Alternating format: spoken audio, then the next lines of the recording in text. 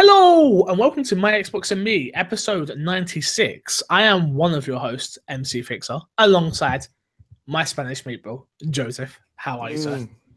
Some people would say that my days are numbered, Fix. Your days are definitely numbered, sir. As the people's champ. Don't put air quotes. Sorry, that's very low of you. Crush has challenged me for the heavyweight champion belt. Nope. I own the heavyweight champion belt. I am the My Xbox and Me champion. Well, the United States champion. You are the United. So then don't start with heavyweight. You're not a heavyweight out here. I'm the big daddy-o. I took out Crash. I took out your title spins. Moody. I think I took out Moody. Was it Moody I played as well? I played two people. That's not bragging. That's You're right. Destroying Moody is like taking candy from a baby. You're right. But I own the title. No one's tried to come for it because they know. They know. Sure. I mean, if whatever helps you to sleep at night, you know. Don't at me. Don't even. But yeah. Joe, how have you been? I've been relatively really good. It's been a good week. School started, so I'm just making sure I'm playing this week real slow when it comes to content because I want to make sure that school comes first, of course, obviously. Mm-hmm. And that I can make sure I can hold my promises for videos come the future. So testing the waters, but right now it seems like school is going to be a breeze this semester. So you can expect a good 2 to 3 videos a week from Mr. Badbed over here. So we'll see, because you haven't really been in contact with me over our other projects. So I'm like sitting here waiting, like I've got a lot of projects. Stop promising shit you may not be able to deliver.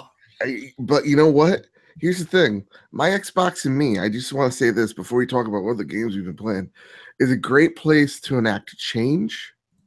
And that's why to start this change, as the people's champ for now, I need to make an announcement. Okay. A listener, a fan, Mr. Sean Capri, he has an Xbox podcast called the Xbox Drive, where he's in his car and they talk Xbox while he drives to work. Okay. I need to be on that podcast, Vix. I need to be a guest host. And I promise if I'm a guest host, I will go to McDonald's and order breakfast during that episode. That is an offer to Mr. Capri. See, look, Mr. Capri, I hope you're doing well, sir. Now, if you want like the driving force behind this podcast, let's be serious. The one who co-founded this podcast, along with Ross Miller, rest in peace. Rip. Who brings in the numbers each week? The fans come to see the MC, the MC Fixer. They come for MC Fixer. So if you want a super co-host for the one episode, then you come and holler at me. Just saying. I'm just saying. I'm putting it out there. I'm just saying. So is Haley gonna drive and you're just gonna sit in the back and obviously, come on. I know drives, come on. Or you could go with my co-host, who we call the Spanish Meatball. Yeah. And, that's down to you. Your choice. Joe, this episode of My Xbox and Me is brought to you by Mike Lynch, as always. Thank you, Mike, for supporting the show, and we'll hear more from him later.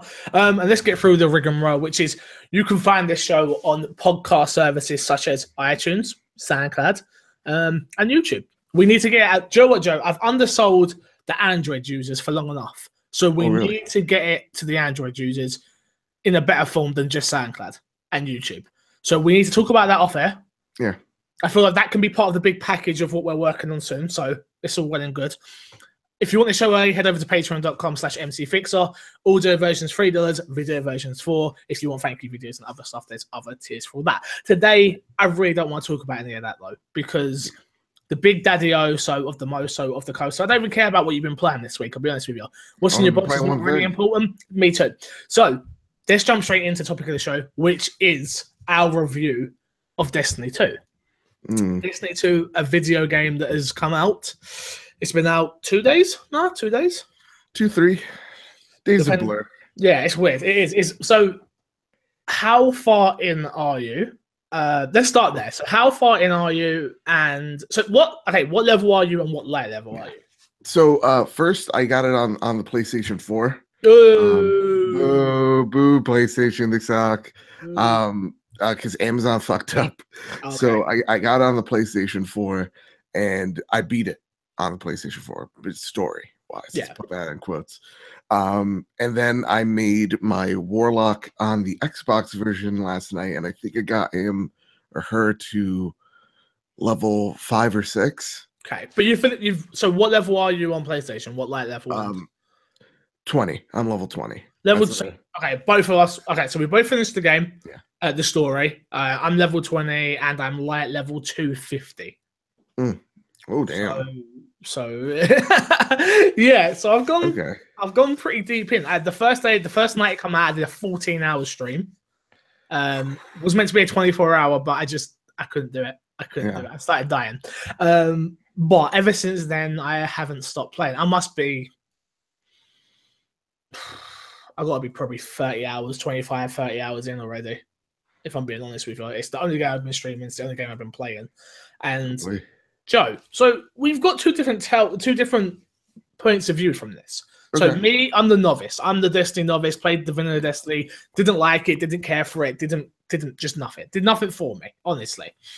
So I'm coming in on Destiny 2 like, okay, I'm expecting a grind, I'm expecting a poor story, I'm expecting just some really good gameplay. Right. Which, cool. And you, on the other side, you played Destiny 1, enjoyed it, I believe? Yeah. It was a roller coaster. I've been Destiny. I've watched Destiny grow over the years. So when it was in pre-development of what is this game, to playing the alpha, from the beta, everything. So it's been a wild ride. So yeah, we're two different ends of the spectrum. Where I went in with, I think I went in with pretty low expectations. I knew what I was getting. I was getting a game from Bungie with great gun gameplay and moment-to-moment gameplay. Yeah. With a great world. I can give Destiny that. But I wasn't expecting a amazing story. I wasn't expecting it to be anything but great gameplay. And, in my opinion, that's what I got. The story for me does nothing for me. I don't care about the story. I don't care about the characters in the story, honestly. The only person I actually cared about was Cade, which is pretty obvious why. He's funny, he's charming, he's got a lot of character to him. Everybody else, I couldn't even name you those characters. But what I will say there is I didn't care and I didn't try to care either. So right, you're just like, I'm here for the gameplay. I'm not here to exactly try to understand the bigger plot. I'm just here to shoot things in the face. That's literally it. I'm here for the grind. I'm here to grind that light. I'm here to get better weapons. I'm here to shoot things and go pew, pew, pew. That's literally why I'm playing Destiny 2. That is it, literally. It wasn't for a amazing story. There are some amazing cutscenes in this game that shit all over Destiny 1, obviously. It does tell a story that is a story. Personally, for me, not interesting. It's the light. It's been taken. Go get your light back. That's literally what it is for me, personally. Yeah. I know it's deeper than that, and I know there's a lot more to it than that. Don't get me wrong. It's kind of like I was playing the game. I was like, this is kind of like the human story is kind of like season 3 of Walking Dead meets Mass Effect 2 in terms of the story is about getting the team together and taking back the city. Yeah. And the human story arc is literally from Walking Dead season 3 of, yeah, these people are safe in the walls, but do they really know how to survive if things go wrong? And they obviously don't. Yeah. Okay. And so that is, I felt like those two things were cool because for me coming in Destiny 2, I'm expecting improvements because, you know, I've enjoyed Destiny 1 overall for that gameplay, but story wise, yeah, it's bad. There's just no way around it. It's the story is bad. It's everything's being held up by how excellent the gameplay is. And the world I think is amazing as well, personally. Yeah. You know, level design and gameplay is what's holding this thing up. So to me, walking into the story, it's actually a different experience. Now, one guy's like, "This is my game of the year." I'm like, "You got to be fucking out of your mind," because though this is a good story, it's good. It's not. We're not talking though. It's not a Horizon Zero Dawn where it's going to like blow your mind away. Yeah, It's a typical like action-packed roller coaster ride that is taking you from point A to point B. Like the gameplay, 100%. yeah, like the enemies are easy to beat for the most part. There are like times where I had some difficulty in the Vex levels. That one Vex level could go suck an egg. But other than that, like the characters, actually like Cade, they grew his character a bit here. He's more fleshed out even than before. I feel like he was the only kind of fleshed out character in Destiny 1. Ikora. Wait. Cade's in Destiny 1? Yeah, yep, the robot guy. See, didn't even know that. Yeah, he's a more fleshed out character. Zavala, the guy that talks like this, he is the Titan Guardian. His character, he's actually a character, and I actually really liked his arc.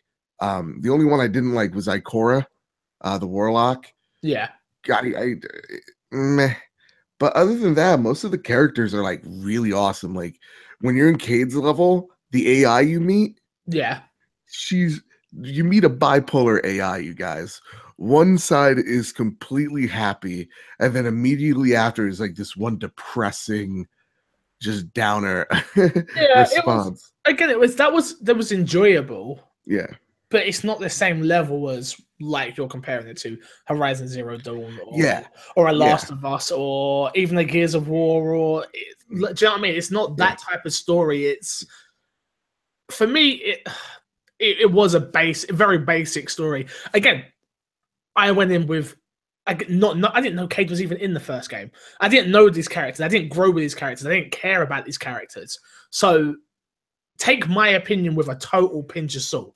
One thing I do want to give this game credit for is, oh my god, its sound design and music is phenomenal. Like, really is. Maybe one of the best games music-wise. Like, literally every moment that you're in and the music changes, it embodies what you're doing. It embodies that moment. It embodies the world. It embodies how you're meant to feel. And it does that so well. Like, I cannot praise this game enough with the music and sound design. It's incredible. Yeah, I feel like the only time the music doesn't fit is in the very beginning, and that's about it. And level design, I was like, the beginning, I was like, oh, but then after that, like everything sounds great. Like to me, the music is in a direction that it's like, wow, this is different, but it still feels like Destiny.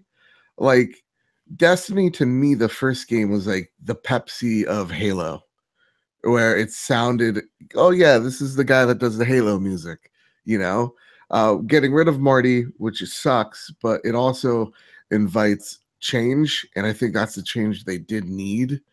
And overall, yeah, like the sound is top notch. Like the guns, dude. Oh my god, when you're shooting some of these guns, like you're shooting them because it sounds so rewarding to shoot them, like when you're shooting like a burst like pistol is one of the first things you get, and it just sounds real good, and the animation of the kickback just matches it so well that it just like sometimes you're just shooting because dude, it's fun. It's a beautiful crafting game. There's no bigger compliment than I can make than it's a beautiful crafting game that Bungie should be happy with. This isn't a Destiny 1. This isn't. I didn't go in with expectations and the expectations not be reached. Yeah, it's literally done everything right. The one thing I have to praise it on as well is the fact that maybe I'm wrong, but and I kept saying this too because I was playing with Crash and I was playing with Kami and Mercs and a few others, Mackie, people like that. And I kept asking them different questions like, oh, is this all feels way more user friendly. It all feels easier to understand because even the grinding in Destiny 1, I just didn't understand it. It's like, it wasn't explained that I needed to get light. I didn't understand how I got light. I didn't understand. And maybe it's just I I understand these type of games better now. These games of service games, these games of life games. I didn't understand what a public event was. I didn't understand that's how I leveled up. I didn't understand a strike. I didn't understand any of this. Maybe I've learned a little bit more since then, as well as, which helps this game for me. But the pure fact is, I understand everything that's going on. I get an Ingram. I have to get that. What do they do? To make it into a gun. What's it called? Oh, you have to go to the Cryptarch. They sort that out. Boom. That woman does this. This person does that. The Postmate guy's got the stuff you left behind. It all makes sense. Yeah. I love the whole reputation. No.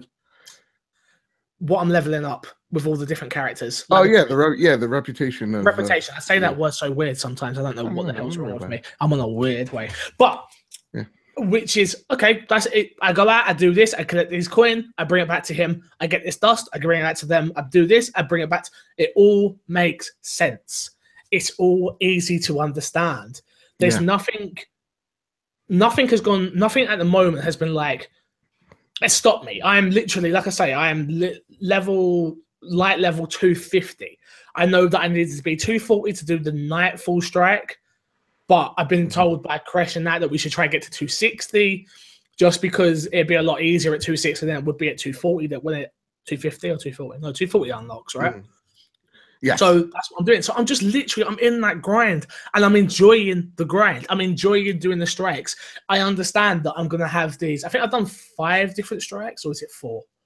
Maybe 4 or 5 different strikes. I know on my one guy, I've done 4 different strikes. The strikes, if you want to talk about that, the strikes are fucking awesome. Really good. They're really good fun. Holy crap. Back in the original Destiny, it was like, walk into this room, clear out these enemies. Now we're going to have waves of enemies. Good luck. And I'm like, okay, like this is fun for a while, but I want something different. And each strike offers like something different. It's not just like I'm running in a room with a ton of enemies. Sometimes it's like that, but like other times it's like, okay, get from point A to point P with this orb. Like there's this one level I was in, you got to get this orb and you got to put it in this hole. That's what she said. And there's these 2 turrets that are connected to the conduit of which you're supposed to put the orb into, and these orbs will kill you. Or these 2 turrets will kill you if you try to go out there alone. So you have to communicate with your team to go, okay, who's going to distract this while I go out there and put the orb in? And like, I'm like, that's such a really cool like way of thinking about it. It was like, okay, like there's a lot more strategy and communication involved with these strikes because you're always doing something kind of differently. Yeah, I really like that. Yeah, I did there's a laser one we did today. Yes. And that one kicked my ass. It kicked my ass so much. Yeah, it was my favorite, to be fair. Because I literally, my timing is so bad. So I was literally run past these lasers and get hit every single time. It would take down literally all my health. But a lot of fun. Again, it was just something different to break up the moment to moment shoot. Which was fun. It was fun. The strikes were good fun. I played a bit of Crucible. How did you like the Crucible? Because in Destiny 1, it was 5v5. Yeah, and now it's 4v4. Now it's 4v4. How do you like that change? See, I don't know. I didn't play any Crucible with Destiny 1. Okay. So I can't really compare it to that. But I enjoy it. There's 3 different gameplay modes, which is so they've got like a kill confirm mode, which you kill, you have to go get their orbs, and so it's not dog tags like Call of Duty, it's orbs. Which that mode's probably my favorite because then you haven't got people just sitting up in towers trying to shoot you. You actually have to communicate as a team.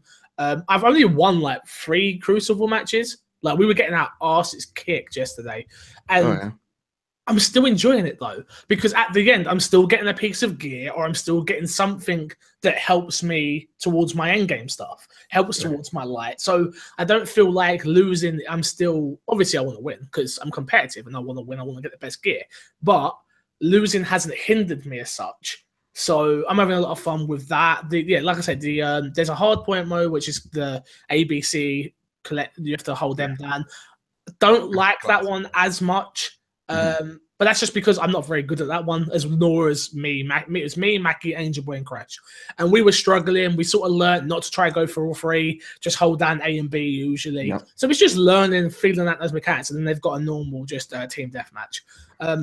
I did not like the team deathmatch as much. See, I've got no problem with the team deathmatch, but a lot of people do sit. There's a map where you can sit in a tower, and literally there was a team of 3 just sitting in that tower, just waiting. And then they were just literally. So I was like, Joe, what? You've got to sit back and just wait. Let them come to you, because they're going to get bored, just like you're going to get bored. So it's just there's different strategies. That to me, the TDM just it lasts too long. I feel like actually instead of 7 or 8 minutes, right? Yeah, but like instead of like. Maybe nerf the count to 75, because I feel like once the team gets the wind on their backs, there's just no stopping them. That's very true. That's very true. Once you can tell when you've lost. Yeah, if you're down 9 kills, you're not getting back up. That's what I've learned quickly. The first match I was in, dude, it was one of the most beautiful matches. It was just us train wrecking kits. It was me and this other guy just putting in work there, and it was like really rewarding, because there's one part where it's all 4 of them in a room in this one little section, and I found a way to flank them, and one of them turns around and I just pop my ult and I just get every single one of them. Oh, really? And the comments that the guy, I forget his name because he's forgettable to me, the Crucible guy goes, "Whoa, was that all of them? That was all of them?" And I'm like, he's freaking out, like I'm freaking out. I'm like, he's like, "Well done, Guardian." I'm like, thank you, dude. Like, I love the announcer in there, though. Like, like he doesn't have a personality. He's he's the best hype man in multiplayer yet. It's fantastic. You're forgetting Snoop Dogg in Call of Duty, so I don't think we're actually gonna go that far. But yeah, again, there's subclasses. I enjoy it. I've leveled up all my subclasses. I'm a Titan. I don't know the right terminology for what they're actually called, but the one with the hammers. So you you're a piece of shit, is what you're saying. Oh, well, I enjoy that, so I'm absolutely fucking wrecking forwards with that, just like all in and then jumping up and pop, throwing hammers like I'm in this shit. Like, don't worry about me. My question is like, what's your strike team looking like? Because I'm gonna be honest with you guys. Love the hunter. I've usually liked the warlock, but there's something about the warlock this time around. I'm not having any fun with it. I don't know why. Maybe I'll grow to like it, but I'm kind of thinking about making a Titan on the Xbox, but I'm thinking about a future raid group. So this is a very, very, very, very important talk right here, Joe. So we've got me, Kami are both running Titans. Kresh is running a Hunter. Mackie's running a Titan, I believe. All right, so we definitely need a Warlock. Like it's getting to that point already where it's like the raid's Wednesday, and it's like the raid's Wednesday. Like the raid is that's why I'm on the grind. I'm gonna be raid ready. Which I'm gonna be raid ready. I didn't play a raid. Like I didn't play a raid last time. Like I'm gonna be raid ready by I should hit probably light level maybe 60 or 70 today, like 260, 270 today. After grinding, after we record this, I'm gonna go grind some more. Do you know what I mean? Like, it's finally gotten to a point where I am grinding. Like, I felt like I made it pretty easy to 230. Yeah. No problem. Then it's starting to, slowly but surely, become a little bit more of a grind to get gear, which I'm totally fine with. Go run the strikes again. Go jump in the Crucible. There's plenty to do. Go do your activity, the adventures, or you can go do your quest. There's plenty to do here. Like, now, my one question for you, man, and I guess this is like we're going into another topic here. So overall, you like Destiny, right? Yes. You think it's fun. You like Destiny. PvP, like yes. Yeah. There's a shader epidemic happening, sir. So explain this to me, because I was doing some reading. This is perfect transition to jump into the news then. So overall, Joe, though, really just to finish this off, that our review of Destiny 2. We enjoyed the game. Do we recommend the game? Yes. Yeah, I do recommend it. Yeah, so do I. I do think it's a fun game. I do think it's worth playing. If you play Destiny 1 and care about the characters Joe is talking about, you will get so much more out of this than what you did if you didn't care about Destiny 1 and those characters. But it's still an enjoyable experience if you just want to run around and shoot things with your friends. Yep. Yeah? Yeah, I think for old Destiny players, this is Destiny 1 that should have been. For new players, welcome, because it's fantastic. No game of the year. I just want to say that. Like, this ain't gonna be on my list at the end, but it's a really fun game. I'll say that. Again, game of the year is such a hard one. It's like, will this be game of the year? There's so much coming out this year. Exactly. Like, there's so much, but like we're gonna talk about South Park soon. Like, that's gonna be awesome if it fucking comes out this year. It's gonna be awesome. You know, we got like Wolfenstein. Oh god, I'm so excited. Yeah, but it's for me, game of the year. This is really hard because I was about to say something that's totally going to contradict me in the end, so I'm not going to say that. But it's not my. So I was going to say game of the year. I was going to say, but I don't actually agree with this after second guessing myself. Okay. Game of the year needs to have an amazing story, but it doesn't because my game of the year this year so far is PUBG. Right. I think this is the conversation when we get to that topic. I do agree with you because like to me, like I used to subscribe to that logic until Overwatch came out last year. And that was like a game that I didn't think was going to be my game of the year. But then I was just like, no, I had the most fun. I played it the most. I liked it a lot. And you know what? It might not have a story at all, but it was worth the money I paid for it. Yeah. And that's I think I'm definitely changing as a gamer, though. That I used to play video games for story-driven content. And as I can tell this year, Destiny 2, again, it does have a story, but I don't care about it. PUBG. What else have I played this? Ghost Recon didn't have a good story. I enjoyed the gameplay. Not game of the year, don't get me wrong. But and not even close to game of the year. But I definitely shut the bed with that one. But yeah, it was... It's hard. I'm definitely changing. But like you were saying, let's get into the news this week. And before we do that, let's get into and say this week's My Xbox and Me is brought to you by Mike Lynch. Mike, thank you very much for supporting the show. And he says, hey, everyone, Mike Lynch here. And I'd like to tell you about my YouTube channel. I play games, review movies, and go over life experiences. Basically, the whole shebang. I'm no longer on a hiatus, and I'm releasing brand new videos. So it'd be cool if you go check them out at youtube.com/Mike Lynch. No, I am not the ukulele player. Back to the show. Thank you, Mike, for all your support. I'm going to say it. I don't believe Mike, so I don't think he's back from his hiatus, and that means you have to check him out. True. It's the only way to prove me wrong. You should do that. You should do that. Joe, talk us through this microtransaction drama of the shaders. So for those who don't know what shaders are, first things first, what are they? So shaders are variants of color you could put on, in the original game, your entire body. So let's just say you want to make your guy look black and gold, right? Yeah. That was one of my favorite colors. There was a shader for that, and it would give your look black and with gold decals all over it, and it was really nice. Cool. Now, back in the day, shaders were things you could get real easily by just going to a vendor and buying them, or they were things you would have to complete. Like, for example, I did the Crota raid, and I defeated Crota, and I got this really rare shader. It was fucking rad. It was black and this like neon green accent. It was really awesome looking, and to me, I always wore that when we were raiding because it was kind of like a, hey, look what I got and you don't have. Yeah. So am I a badass or what? You would get shaders for completing Trials of Osiris, which if you guys don't know is fucking hard as hell. Being some of the best at Iron Banner, you get shaders for that as well. And shaders were like a thing you would easily swap in and out of easily to change with whatever item you just got. Oh, yeah. Because I don't want to make it sound like I'm a fashionista or anything, but sometimes the colors don't look as good. Oh, they look terrible.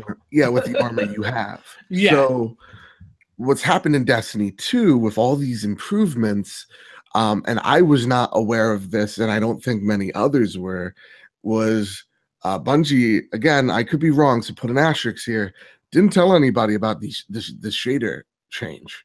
Now shaders are consumable, and they go on each item instead of individual items instead of the whole body. So you can make your gloves have the black and green with your head being gold and yellow, or gold and red, right? You can mix and match. You can put shaders on your guns now, and so you can make your guns look different. And so you go, okay, where's the problem here? Yeah. The problem is that it is consumable, meaning once you run out, that's it. You're done. There's a way to get those back. You will have to buy the in-game currency with your real cash and roll for them, kind of like a loot box in Overwatch would work. So, like every game in 2017. Yeah. The problem is, and I'll quote the great Greg Miller here, is I would be okay. And even this is even coming from me. Oh shit. I would be okay if, okay, I have to buy a black and gold on the store. Fine. Charge me 99 cents. I would even be okay with that. Because you could preview the colors on you beforehand, before even putting them on. So yeah. Fine. Just make it so I have the ability to buy the color I want, but instead you're put through this rolling system, this guessing game. Which again, every game does. Overwatch, PUBG, to say there's a few more. FIFA does it with Ultimate Team, Madden does it with Ultimate Team, with their card packs. So Destiny players have a problem with this. So you go, okay, other games have it. Like my one friend's like, whatever, developers need to make money. And I agree. The problem is how each game is different. Like each game has its own culture behind it. And Destiny culture is, 1 minute I want to have green and red or something on me, and then I want to see what shaders look better, and so you would swap back and forth to inspect the shaders. Okay. If you do that in this game, you just run out. And what happens is a lot of people go, well, okay, if I go to this raid and I get this shader, and now the gang of dogs are outside, they want my head. But if you want to try to get the shader from this raid, it's not guaranteed. So that means you have to farm the raid and farm for shaders. This is a new thing you're just going to have to grind for, which would, back in the original Destiny, feel like an event. It felt like when you got a shader, you achieved the highest rank, where in this one, it kind of diminishes the importance of shaders, while at the same time incentivizes you to pay for something that was in the first game free. So a lot of people have problems with it because they're like, whoa, why are you making me pay for this now if for 3 or 4 years for 3 years this was free? It's not paying for future content. You still have to pay for a season pass. That's $34.99. You still have to pay for, you could pay for vehicles, you could pay for remotes, but those you always could pay for. This is a new change that people aren't welcoming with open hands, so much so that, like, on Reddit, this is all I'm seeing is people going, don't buy the shaders, don't buy these microtransactions, don't do it. This is bullshit. So, okay, this is, I'm going to come at it from, again, total different perspective of, I couldn't give two fucks about shaders. I have a ton of them, not used a single one. I don't really care about how my character looks, honestly. I had this really cool chest plate that had fire in the middle that I liked using, but I couldn't use it because it ran out. I had to trade it out for something else. But I've still got it so I can level up that one, but that's another story. Reddit's doing it right. Just don't support it. Yeah, just don't buy it. End of the story. There's no two ways about it. If you don't want to... If you're pissed about the shaders, don't use real microtransaction money for it. End of story. Done. Dusted. Go for it. Sorry. What I will say is, no, you're fine. What I will say is, with you saying that, people are going to have to raid for shaders, but are we not raiding anyway for gear? So Right. you're still gonna get your gear, and you're gonna be doing the raids anyway. So here's a good jump off point for that. Luke Smith, the creative director of the game, sent out 4 tweets.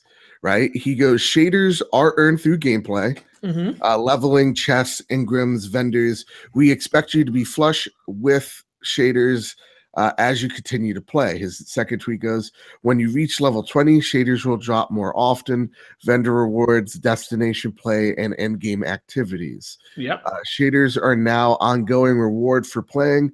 Customization will inspire gameplay. Each planet has unique armor and shader rewards. With Destiny 2, we want statements like, I want to run raid trials or go back to Titan and get more of its shader to be possible. So it's exactly what you said. It's, hey, listen, it's incentivizing you to go back to the raid to get that shader. It's incentivizing you to go back to trials to get that armor. I would say it's incentivizing you to play the game more.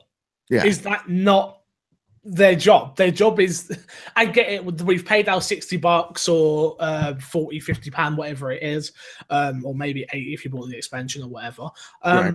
I get it that you bought something and now you want to be able to make your character look beautiful and whatever. That's just not the world we live in at the moment with games, which is, they've not really done anything wrong in my opinion. They're literally just trying to get you to play the game more. What's the problem? Maybe, again, I'm not into shaders and I didn't play the first game again. So for me, it's like, well, whatever. But really, is this really a big deal? Like, yeah, like I was. You've got a better perspective than I have, so yeah. I was talking to one of my friends about it, and it was getting kind of heated because I'm like, I'm going into it at this time like I don't know much. Like I was angry in the beginning because I didn't know again much. I was going in blind, going, whoa, what the fuck are you doing, Destiny? I got really, really pissed off, but as I learned more about it, I was like, okay, as long as we're able to look at the shader before we even put it on, if we're able to stack said shader, and if the drops are as regular as you say they are, then my just poking holes here, if they're not as big of a deal as they say they are, then why make it paid in the first place? Very good point. Very, very, very good point. Be flush with them. Why even? Why do I need to pay for them with real money then? If we're going to be so flush with them. Now my other thing is, again, it's, you know, you're coming at it through a new perspective. I'm looking at it as these are like players who, you know, they're hardcore players. I'd say but they're a different sect that really care about this issue. Like this one person's like, I saw in the Kind of Funny forums was, you know, I'm not a fan of shaders, but this sucks if you do, and if you are a fan of shaders, I'm 100% there with him. 100%. Yeah, because, you know, it does. I feel bad for those people, and my reaction to that is, don't buy it, like you said earlier. Don't buy the microtransactions, and if you have a problem with it, speak out against it. Like I really fucking hate when you go, oh, look at, like, this is a microtransaction and I don't like it. I fucking hate the replies of grow up or whatever, or they're a business out to make money, or like settle down, grow up. I'm like, no. You don't get to say that, because to me, no, this is an issue for someone, right?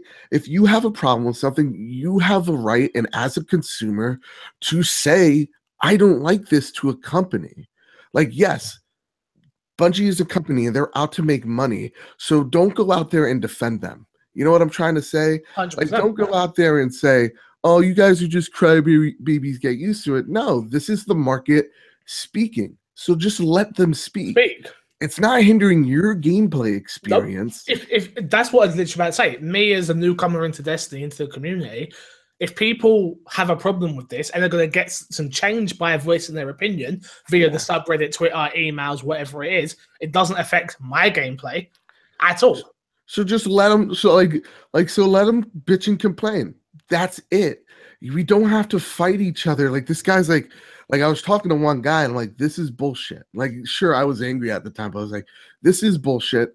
This is something that the problem is it's not that we have to pay for it. The problem is it's incentivizing saying, hey, you know that what was once free for 3 years, we're now making it so you have to buy it.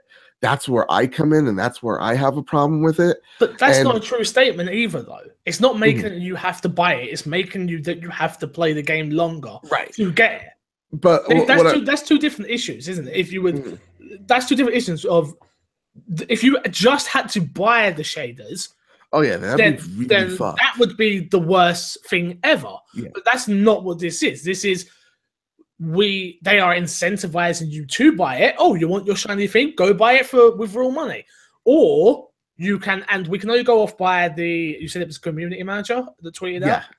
The creative director. Yeah. Sorry, the creative director. We can only go by his tweet, which is there are plenty of shaders. You earn them frequently. You earn them easily. Which I have a ton of shaders. I don't know. I don't really know what they do because I didn't understand what they were. But I've got loads of them. So I'm inclined to agree with him on this case, which is I am not that worried about it as such. But yeah. To me, I'm like, okay, provide a middle ground where everybody's happy.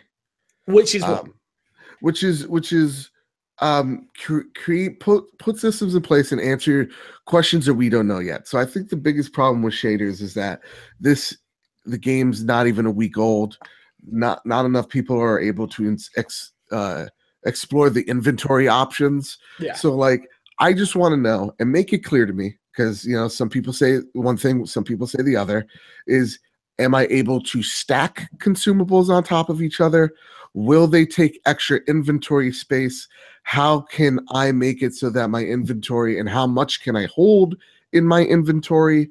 How can we make it so that it is a user-friendly experience rather than, just what it is right now of, well, you'll be flush with them. Okay. If I have a lot of the red shader, right? Yeah. Am I going to max out all my inventory if I stack all of this crap? Yeah. So like answer those questions while at the same time offering an in-depth way of checking out how your gear is going to look. So right now you can toggle on a shader to make it so that you'll see what your entire guy looks like. That's cool. Maybe toggle an option where you see the piece of individual item to make sure that you want maybe the blue on the pants, but not so much of the gun, right? I can focus in on the gun and make sure it looks awesome to me. Gotcha. Make that a thing, make that an option, and I'm fine with it. At the end of the day, yes, they are a company and they are out to make money. And at the same time, though, we have grievances. So fix them and address them. Don't give us this PR statement. 100%. Because it's just kind of, it's kind of like that doesn't help the situation. Yeah. So do something that helps the situation that will make most people happy. And at the same time, guys, if you see someone out there going like, this is bullshit, this game sucks or whatever, let them vent. Because what you do when you go grow up or talk shit to them is you're only strengthening their opinion. You only strengthen the opposition when you name call or when you fight with people. And I'll defend the other side of that, though. The people that are fine with this and don't see the problem with microtransactions or don't see the problem with the individual pieces of shaders or whatever it is, let them have their say too. It doesn't you can let them have their say. It can't be a one-way streak of. It can't be a one. I agree with you on the case of like, don't call people babies and don't call people arse lickers or sucking Bungie's dick or all this bullshit that comes in my chat. And how about instead you have an adult conversation and say, well, this is what it is, and this is how I feel. This is how I feel, and air that in a positive and decent way. Yeah. Don't tweet at the creative director calling him a fucking arse licker or a shit eater. Don't do that. But don't do that. Do air your like, grievances and explain your point of view. Yeah. Explain your point of view. Again, I get it. I was angry because from what I immediately heard from it. But then when you read more into it, I'm like, no, okay, I see it. Like I'm not gonna say like I'm 100% down. Again, I think they need to meet in the middle. But like, yeah, let people air their grievances, and also let people go. You know what? I'm fine with it. Cool. So whatever. There's no need to fight each other because it really just doesn't help the situation at all. No. It really doesn't. And I think the faster Bungie addresses the issue, because obviously this does need changing, then the better that the community is from it. Because right now what we have is a great game being bogged down and getting bad press over just one small little thing in this game in the grand scheme of things. Yeah. So to me, let people air their grievances. Let the market speak. Let's not try to shut each other up. Just talk to each other, and respect each other. Fair enough. Be nice, please. I know that's asking a lot from the internet and Reddit. Let's move on and get on to the next piece of news, which is South Park: The Fractured Buttholes difficulty slider changes the color of your skin. Yes. Ubisoft comedy RPG South Park: The Fractured Butthole features various levels of difficulty, from easy to very difficult, much like most games. What's different though is that the difficulty affects the color of your character's skin. During the character creation section of the game, which you will see in this video below, blah, blah, blah, blah, blah. This tape was taken from Eurogamer, for those who are wondering. You select the difficulty of the game. What's interesting is the easier the difficulty, the lighter your character's skin. Oh boy. Controversially, the harder difficulty, the darker your character's skin. It means if you want to play the Fractured Butthole on a harder than normal difficulty, you will play as a person of color. And what I'd like to add here, because this isn't my story, and if you want to play as a person of non-color, meaning white, you want to play it on easy, you have to be white. I want to give the pose into both of that, not just one side. During the process, South Park steward Eric Cartman will comment, don't worry, this doesn't affect combat, just every other aspect of your whole life. And there's some more going on the Ubisoft developers video they put out. Joe, this seems like How offended am I is your question, I think. Well, no, you're white. You can't be offended. That's how it works, right? Over here, I'm not. Hyperbole. I'm joking, everyone. This is interesting. This is definitely a South Park way of dealing with things. This is definitely Trey and oh my god! Like, is this serious? Like, how can this is crazy? I love it. I love it. Don't get me wrong, and I don't want to go too into this because this is a touchy topic that I'm sure we could dance around for a long time, and you do have to be well spoken when talking about these sort of topics and stuff. But I don't hate this. Yeah. So I'm not good at dancing, so I'll just say I think this is awesome.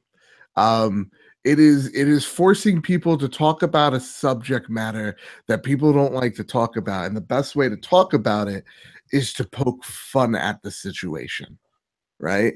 Mm-hmm. So comedy really does, to me, solve most problems, and this, to me, is addressing an issue that has been, under the radar for years now, and it's really like addressing that. And the really cool thing about it is you can make your character female, you can make your character gay, or you can make your character trans. And the way that oh god, what's the guy that says okay? The guy that's Mankey. Is it Mankey? What's his name? Is it Mackie? Is Mackie in it? Okay. Well, yeah, I think I'm right. Yeah, he's like he every time you put a like, oh, you identify as a woman, and he calls your parents up, like, it kind of like retcons the first game. He's like, "Oh, so you mean the entire time in the Secret Chief, your character was a female?" Okay. Mr. So, Mackey, there you go. yeah, it's fantastic. This is a way to talk about something that we always are uncomfortable by, and it's a way to disarm the situation by poking fun at it through a lens that only Trey Parker and Matt Stone can do. Yes. And I feel like if anybody has a problem with this, you have a problem with me. No, but they're so centrist when it comes to making jokes. Like, they're so great at making fun of the right and the left all the time. You know, it goes both ways. It's not one way. Yeah, so I'm actually it actually to me says it encourages me to play as a white character and then immediately go and play as a black character. Yeah. And see how, because the only thing that's going to change is how characters are going to talk to me. Yeah. So I'm really interested. And this is actually makes me want to buy the game more. So there you go. Yeah.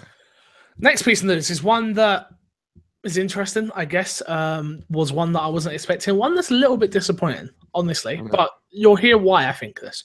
Rockstar announces LA Noire for Switch, PS4, Xbox One, and VR with and the Xbox version will have an Xbox One X enhancement 4K accept. The detective game LA Noire is coming to Switch. Rockstar said today, blah, blah, blah, blah. We don't care about the Switch stuff. Long story short here is that it is coming to Xbox One and will have 4K enhancements on Xbox One X. My problem with this is Rockstar are... It's not Max Payne 3? Gods in my eyes. They make amazing games. Very rarely are they bad. And they've made one of the best games of all time, which is GTA 5, in my opinion. Sure. Why, Rockstar? Why? You were the only company that I knew and I thought that wouldn't do any remakes or this type of re-release stuff. Mm-hmm. And they done it. And I'm a little bit upset by it because now this gives way for everyone done it anyway, and it pissed me off. But when Rockstar can do it, that means anybody can do it. Mm-hmm. Anybody can re-release a game now and be like, well, the big companies do it, so why shouldn't we? Yeah. Like, the big companies want to double dip, so why shouldn't we? The big companies are making this money, why shouldn't me? And Rockstar makes so much money that it didn't need to do this. Go and make a LA Noire 2. Go make I don't know, a table tennis 2. Go make my Bully 2. Don't do this. I hate this, and this upsets me a little bit. Yeah, I think when it comes to this, you know, they did it for GTA 5 and they gave them the way out on that one because GTA 5 was out only a year. I was going to say GTA 5 come at the end of the Xbox 360 PS3 life cycles. So yeah. I didn't care so much with that. Exactly. So when this happens now, it's just like, why LA Noire? Why not Red Dead? You know, it gets you those questions of like, why not a game that actually deserves it? Maybe, because they do focus a lot on the Switch and VR aspect in this article that I was reading. Maybe it was the only game they could get to run on a Switch. Yeah. So that's why this is, obviously, if it's going to come to Switch, they're going to bring it over to other places. That makes sense. Yeah. So, and they brought out a VR aspect to it as well as. So it's not just I suppose that's what they could come back with. It's not just a re-release; it's a whole new game. It has Joy-Con motion controls and all that rubbish for this version. Again, none of that really affects us over here in Xbox land. That all worries over there in Nintendo and VR land. For the Xbox gamer, it's a pure fact of why. Yeah, I think you're right. I think this is more news. If we were a Switch podcast, yeah. I think this is more news for them. And I actually think it's cooler for them because they never got this. And I think that if this does well for the Switch, you're going to see GTA 5 get on that machine. No way. Not on the yeah, dude. Earth. You're crazy. Joe, this is not even worth talking about on here. But you are fucking nuts. What? GTA 5 will not run on Switch. Yes, it will. Okay, not worth arguing about right now. Okay, No, all right. No, it But won't. when it happens, let me tell you, I get a chance at that belt. That's what You I could say. just challenge for the belt, but you know. Nope, Next nope. piece of I news. have to do it in style. PlayerUnknown Battlegrounds has sold 10 million copies. Holy shit. PlayerUnknown Battlegrounds has now sold an incredible 10 million copies in under 6 months. The Battle Royale game launched on Steam as an early access title in March, and since then has become one of the most popular games in the world. Brendan, PlayerUnknown, Greeny tweeted the news and thanked fans for their support. I like this guy. I do. Damn. And you might be saying to yourself, Fixer, why are we talking about PlayerUnknown Battlegrounds selling 10 million copies on a PC and that doesn't matter about Xbox? Because it is coming to Xbox and it is coming to Windows, which pretty much we cover on this show anyway, because of it being an extension of Xbox. And what I would say is, how many people are going to double dip on this game? I'm expecting a lot. Yeah. Like, this is awesome. Like, I like this guy because he comes out, he says like, hey guys, thank you, and then like, all right, back to work. Like, it's not like he's not sugarcoating shit. You know, it's not a 3-page jerk fest of why this game means so much. It's just like, thank you guys, means a lot. Okay, I'm gonna go back to South Korea, and then bam, you know, I like it. Yeah, it's interesting. It's less than 6 months. This is ridiculous. You know, ridiculous. It really is. Yeah, like it's that's a game reserved for like that's the number reserved for games like Destiny. That's reserved for things like Call of Duty. This game, holy shit, that means something. You know. So what I would say as well is it's such a big get for Xbox, which, okay, we know it's not coming elsewhere. But if you listen to last week's episode of Unlocked, Destin Legary done some great journalism over there, because he was saying that they are it seemed to him, again, take with a pinch of salt, that they are very, very focused on the Xbox version and the PC version, and the PlayStation version hasn't even come into talk. Like, they need so much help getting this over to Xbox that there's no way they are making the PlayStation version. You know, like, we have this conversation where we're like, well, if they're working on the Xbox version, they're working on the PlayStation version, obviously. I don't think so in this case. Like, you could be waiting maybe a whole year for this to come to PlayStation, which, again, to some people would be like, well, it's just a year. That's a long time for this game. This game could be dead in a year. I don't think so, though. I'm not saying it is. Oh, okay. I'm not saying it is, but what I'm saying is it could be dead in a year. Right. Because what I will say is, me, Crash, Kami, everyone that was streaming it, like us, our little group, we've already got bored of the game as such. We still have that itch to go back. I do anyway. But we are waiting for the new map. We are waiting for voting. We are waiting for those little incremental updates now, and they're not coming just yet. So I do think this is a game that you'll go back to all of the time, because the gameplay's not changing. It's just going to keep happening. Right. But it is getting a little bit stale. So interesting. Okay. Interesting.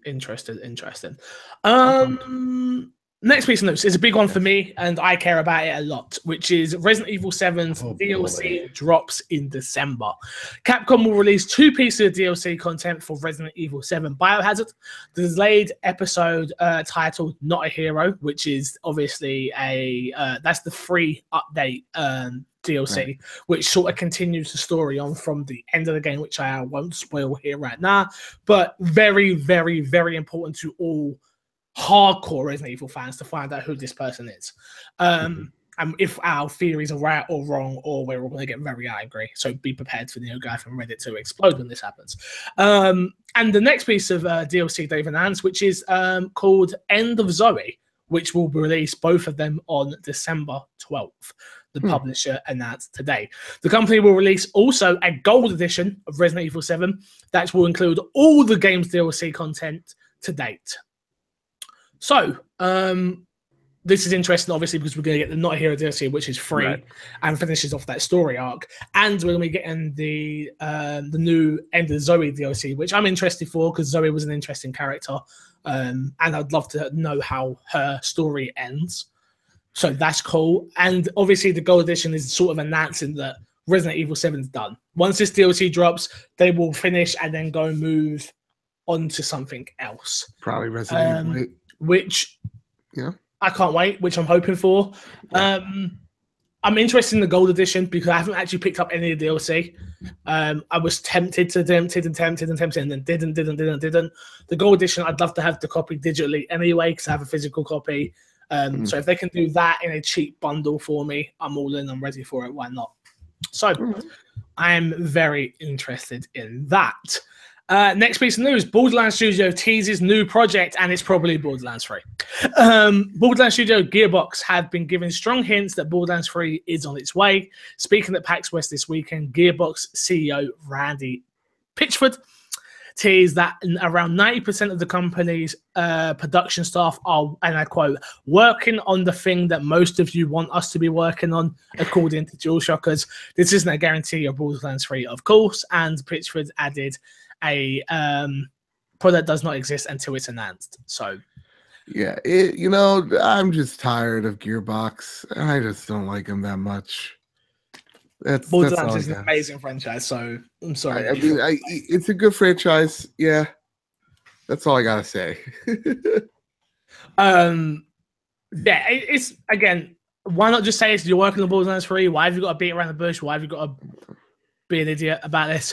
But what I will say is respect to Randy Pitchford, because again on Unlocked last week, Ryan McCaffrey announced that he done a Unfiltered with him, and apparently he hasn't shied away from talking about anything. They talk about Alien, Colonial Marine, they talk all things, and Ryan didn't get through all these questions, and Randy even flew back to IGN to do a second part to that interview.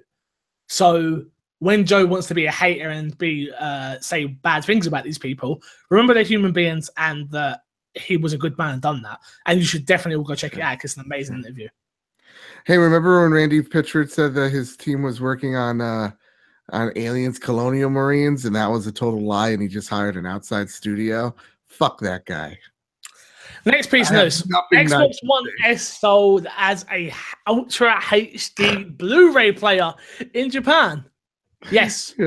Things have got this terrible in the Xbox days in Japan, which is crazy. So if you didn't see this, there was a photo gone up, and shout out to the YouTuber Ganjin, Gaijin Hunter, who pointed this out and put it on Reddit and places like that, and saw that a shop was selling the Xbox One S as a Blu-ray player, not a game, Ultra HD, Blu-ray player, not a games console or an entertainment system or anything like that. Strictly a Blu-ray, Ultra HD Blu-ray player. Jesus, they'll do anything to try to sell these things in Japan. Hey man, whatever you can do, especially in Japan. Like I don't actually see this as like people are like, look at how bad Xbox is. I'm like, yeah, the land of PlayStation, Nintendo, and Sega, of course. Like, I actually don't like, yeah, this is a great way to sell it. Hey, you want a cheap, UHD drive? Here it is. And then maybe they like it enough to go out and buy something for it, I feel like the only problem with the Xbox One there is, Xbox needs to make real steps and not just say they're making steps to connect with Japan. Like maybe they need to go and waste money there, throw money at Atlas to make Persona on the Xbox. Not gonna happen. It just won't work. They're not picking that up and they don't care about Xbox. Yeah. But I feel like just whatever you can do to sell it, man. Whatever gets you, yeah.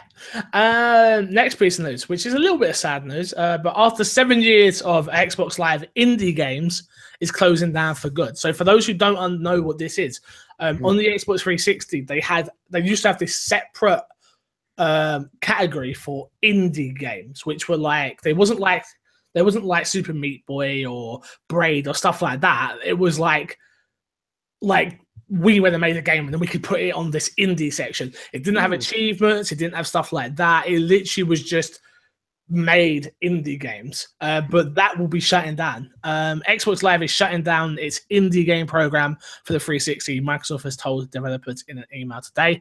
Effective today, developers cannot purchase or renew an annual membership in the program, though active developers may continue binging their games until a year from now, September 9th, 2016. On the date, all publishing to indie game marketplace on the 360 will cease. So, Rip. there you go. If you are looking to get some of those games, you can still buy them. I'm not sure what the dates are, but there's not nothing really in the there. I'll be honest with you. Yeah. Sorry, developers, if you've got anything in there that you wanted to promote. Next piece of news: Killer Instinct on Steam will support cross-play with Windows 10 and Xbox One. Now, this is a big piece of news. You think? And I think this is way bigger than what people are making out. Okay. Because let me get into it. So Microsoft has announced in June that the free-to-play Windows Store exclusive fighting game Killer Instinct will be coming to Steam later in the year. That hasn't happened yet, but community manager Rakuki,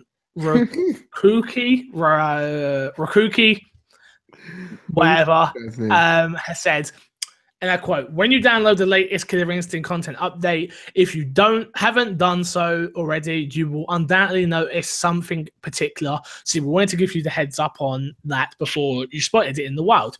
Tucked away in this CU is a switch that will enable certain features you've been clamoring for, and that features is indeed crossplay, he wrote. Yes, this is your confirmation that Killer Instinct on Xbox One or Windows 10 will be able to play cross-network with players on Steam as well. And we're super excited to bring that feature to you when Killer Instinct launches on Steam in the coming weeks." Now, I'd say this is a big feature because this now opens the doors for other games that are on Steam. We always knew they could do it with the Windows Store, which makes 100% sense. Right. But with a Steam library, that's where people care. They care about their Steam library. I'm sorry, Microsoft, people don't care about their Windows library. It's just not a thing. People don't care. But their Steam library, they do. And the more games they can get cross-play with Xbox, the better for the whole ecosystem. I 100% believe that. Yeah. Yeah. I think his name's Rukari. Yeah. That makes a lot more sense. That makes a lot more sense than whatever I said. So, next piece of news, which is kind of important, but maybe not to some of you, and last piece of news. Well, no, two more pieces of news, sorry. Forza 7 has officially gone gold with a demo arriving September 19th.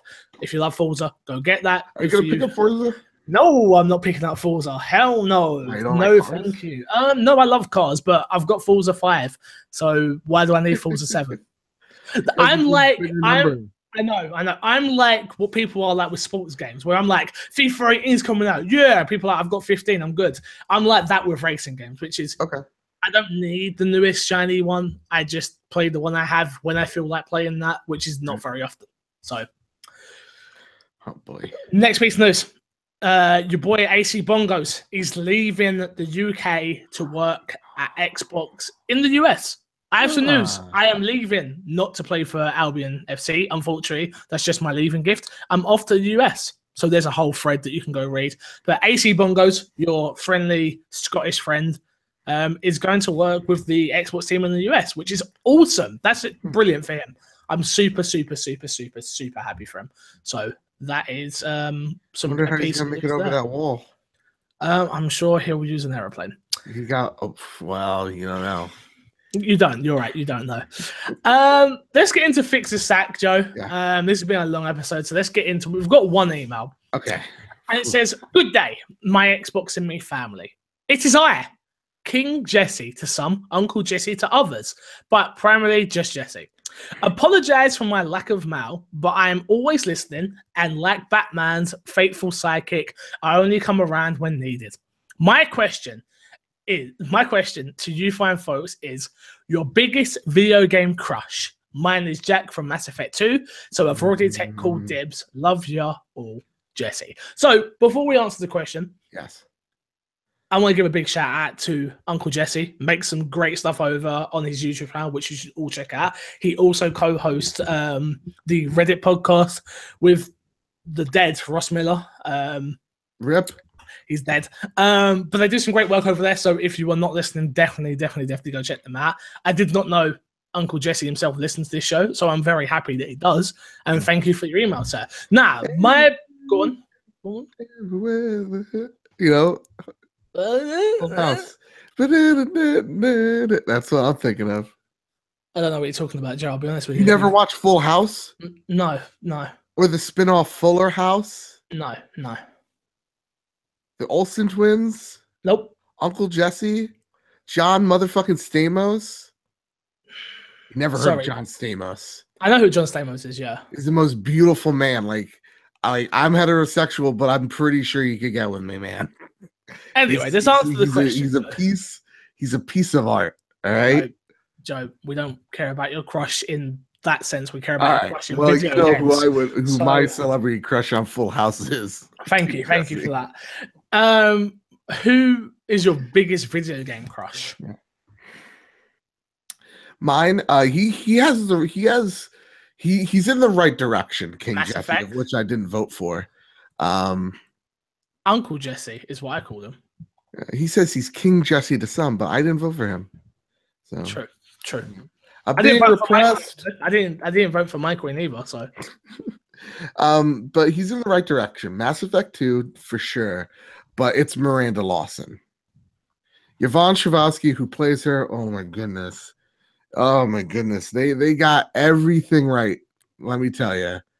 Miranda is my future wife. She just doesn't know it yet. She hasn't been technically created. So, boy, oh boy. Okay. And I never want to this is the part of gaming where I was like, it's getting too real, because usually I'm like, I don't find video game characters necessarily attractive, because all their proportions are just everywhere. But Miranda Lawson, she got it where it counted, and that's what I think. Fair enough. Mine, the one I go to when I think straight away off the top of my head, is probably Chun-Li from Street Fighter. Those legs, and I'll be honest with you. When I go to Comic-Con and I see a cosplay, I definitely do double turn. Little story for you. One time I did that and caught an arrow to an eye, and Haley was standing right next to me and laughed in my face. And she's like, "That's what you get for trying to look." So there you go. There's a little story there. So I was at Comic-Con. She didn't have a go at me for looking. No problem there. But I looked, as I turned back around, arrow smashed me straight in the eye from obviously someone being too close with their arrows. And she literally just looked at me like, "That's what you get," and just burst out laughing. So yeah, that's me. Boy. That is me. Joe, let's plug and get ourselves out of here. What have you got to plug this week, my friend? Oh man, let's, for the sake of saying it, let's plug the Xbox Drive. Sean Capri, get me on there. I need to order something online. That I want to. I hope you know you can't promote your own stuff now. You've just promoted someone else's. That's how it works. Guys, no. Also, the PlayStation Podcast, if you want to hear it, dude, we're doing fucking gangbusters over on the iTunes. Let me tell you something. Oh yeah, on the US charts, we're like right next to the Blogcast. We're like this. So I don't know what that means on iTunes because I'm so new to it, but it has to be a good thing. When you type in PlayStation and podcast, bam, number 2. So okay. Awesome. All right. Anyway, Bad Bit Games, head over there on youtube.com/ I don't know, but just check Bad Bit Games out on YouTube.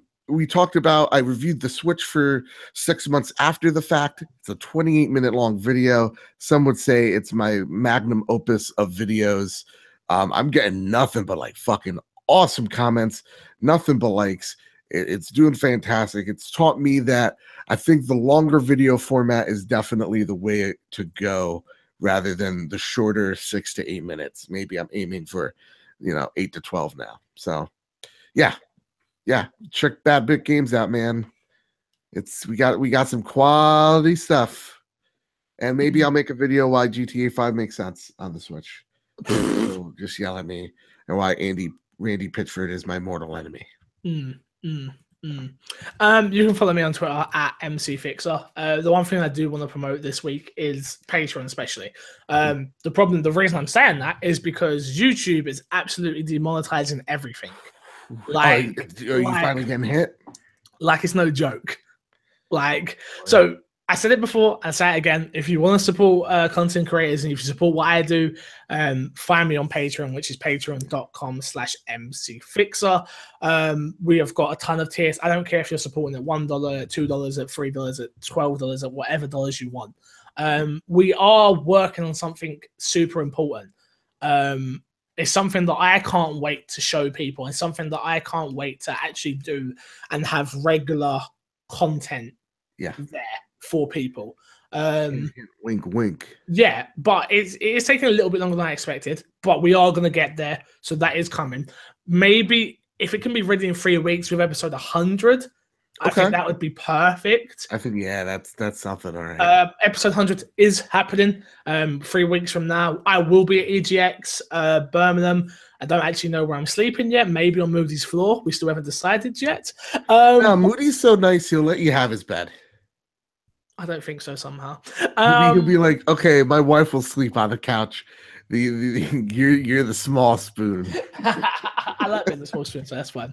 But yeah, I will be at EGX Birmingham, so if you are there, definitely come and let me know. Email in my Xbox and Me podcast at gmail.com. I don't care if you email in saying rubbish every week, literally the word rubbish, but make it happen. And until then, I will love you, I will leave you, and I will see you all later. I'm never gonna leave them. I'm never gonna give them up. Please leave. Never gonna let them down.